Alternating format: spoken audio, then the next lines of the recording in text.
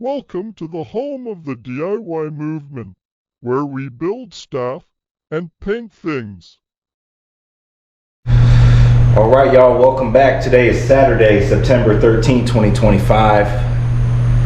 Where we last left off on the 62 is we re-cleared the doors and the quarter panels, flow coated them. So what we're planning on doing this weekend, excuse me, is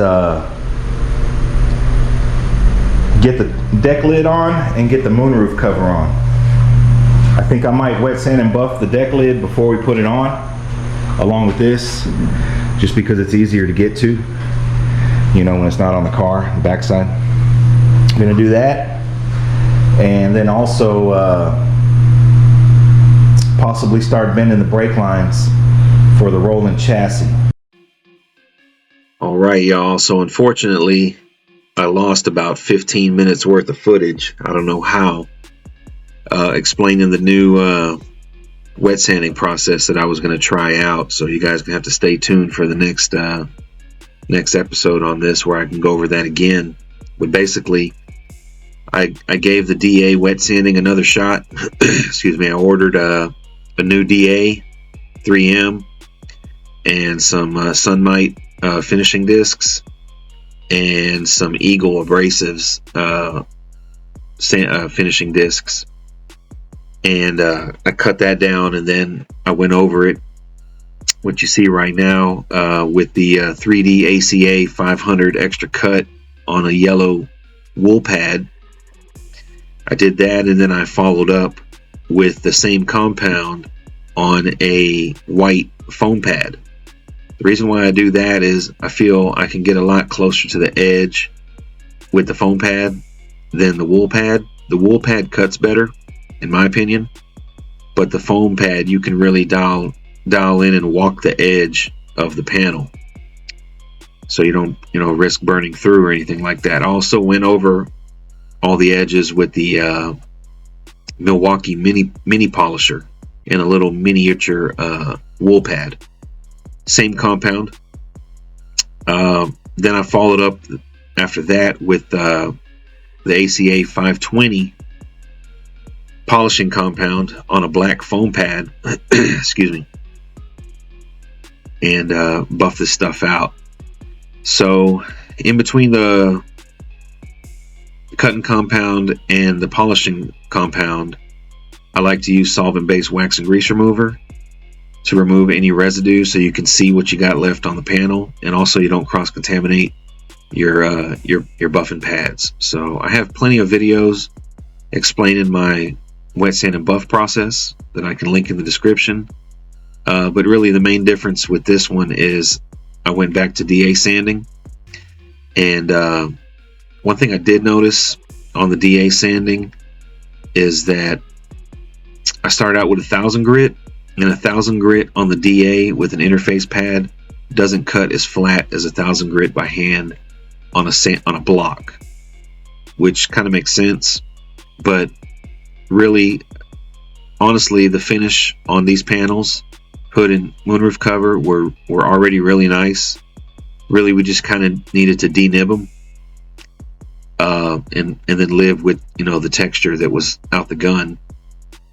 Honestly, after I did my process on the moonroof cover, we parked this deck lid right next to the moonroof cover. The moonroof cover was cut and buffed, and the deck lid wasn't, and it was really hard to distinguish a difference in the finish, other than the dust nibs, which really there wasn't many, because we hung the panels. If you guys remember, when I flow coated them, we hung them vertical. So here's the finished product. Probably doesn't look much different on camera than it has in the past, but it's buffed out and it's looking really good, and we didn't have any mishaps.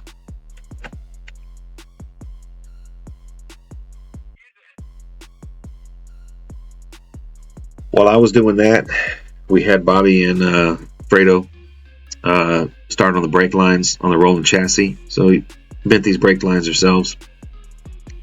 We couldn't quite finish it up because we were lacking a couple fittings, but they should be here this coming weekend. Mainly T's and unions. Remember, the brake booster's inside the car, so we're going to have to figure something out. But we did get them bent, and we did get them flared.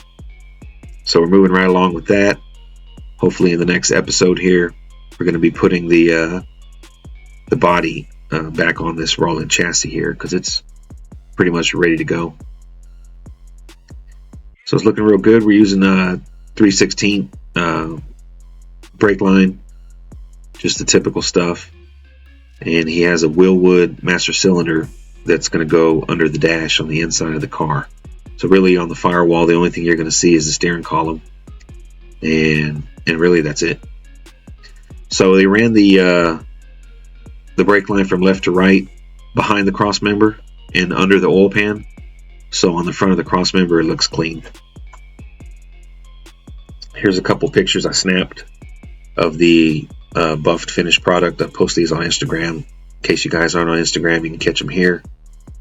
Overall, real pleased with the buffing process. I think it looks great. We did manage to get the moonroof cover and the deck lid on without incident.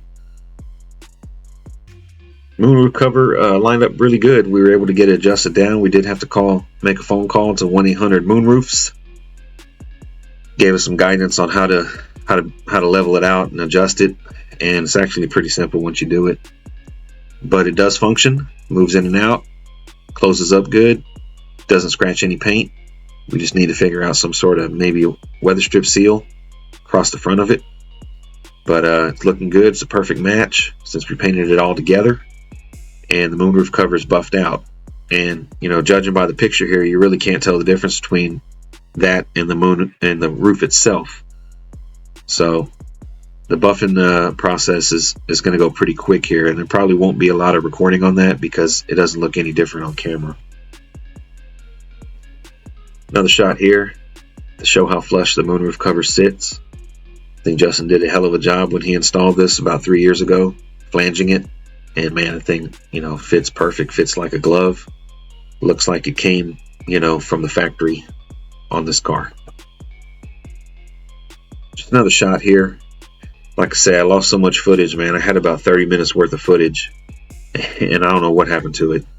Between that and the way back Wednesday stuff, I got a lot of stuff going on, so I don't know, must have deleted it. But just want to give you guys something to look at this weekend.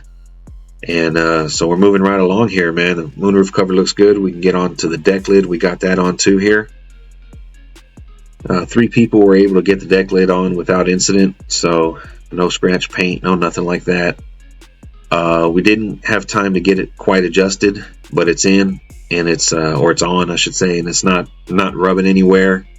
It's not gonna rub anywhere, but it could use some real minor tweaking just to line up the gaps perfect, because he did spend a lot of time gapping this deck lid to the quarter panels.